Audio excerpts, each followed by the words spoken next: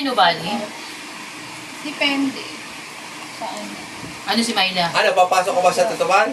Oo. Oo nga, sabi ko nga sigurado niya, baka mamaya. Para baka... Oo, hindi yan, sira ulo ka.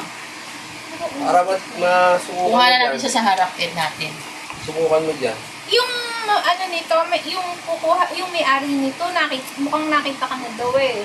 Sabi ko may pwesto ka sa tutuban. Oo, Nakabili nagpupunta yata ba ng tutuban pyesa. siya? Oo, nakabili yata pyesa.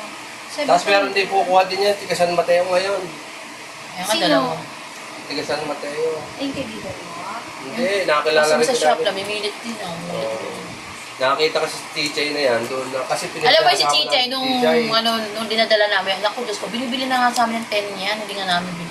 Gusto mo sa yung mukha. Ang bait na nanay yan. Ang ganda ko eh. Maano naman siya. Hello? Oo? Ang bait na nanay. Yes? Oh. Ano sinsing? Patigaya na ako. Ano nga klase yun? Tiffany? Tiffany? Hello.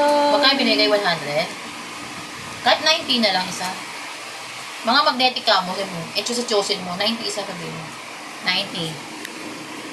Kasi magnetic yan, siya kumakapal. Si Tita Bebs yung galing ng Malaysia? Dumating na?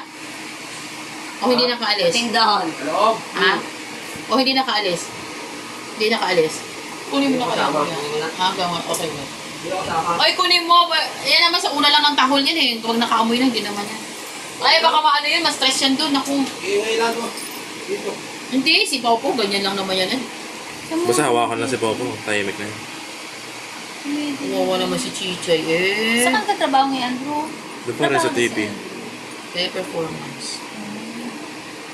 Oo, Wala yun, uwawa naman si Chichay. Yan na naman oh. Binugbog na naman nila. Ganyan yan. Alam mo, minsan umaano na lang siya, umaanga na lang, nagkakabot na lang ng ulo. Kawawa. Mabait niya si Tichay. Bait Tingnan mo ka ng mga anak Payat na nga eh. mo. Payat. Kumangat na kaamo, oh. Dahil nga sa Ano kakalinis. mga anak mo? Halika na, Chay. Tama na yan. Oh, nataba na mga yan. Kakakain na ng cereal kanina ng ano. Ang engot ka to.